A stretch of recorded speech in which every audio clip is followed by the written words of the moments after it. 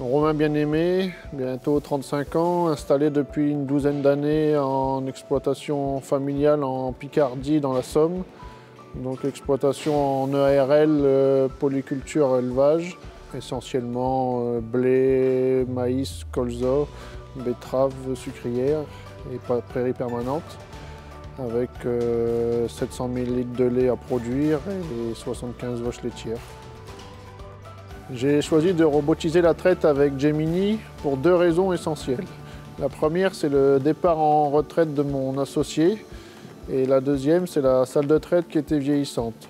J'ai choisi de robotiser la traite pour avoir un outil à la pointe de la technologie et ainsi me soulager de la contrainte de la traite.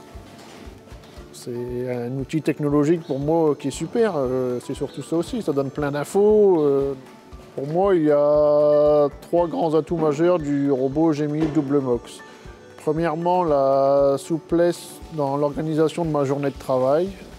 Deuxièmement, la traite par l'arrière avec un accès à la mamelle. Et troisièmement, il permet l'évolution possible de mon troupeau. La mise en route du robot s'est très bien passée. Il y a d'abord eu une période d'adaptation de 3 semaines en DAC pour les habituer à rentrer dans le box. Puis on a passé en traite et on n'a passé aucune nuit à pousser des vaches. Et je n'ai même pas réformé de vaches à la suite de cette mise en route.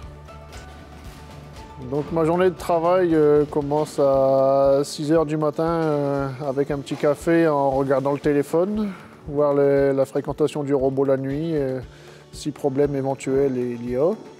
Ensuite, alimentation des vaches laitières, des veaux et des génisses jusqu'à 9 h. Je pousse 3-4 retardataires. À la suite de la journée, selon les périodes, c'est soit travaux dans les champs, soit soins des animaux. Le midi, si on est dans les champs, je regarde du téléphone s'il y a un problème, puis retour à 17 h 30 pour s'occuper de l'alimentation des veaux.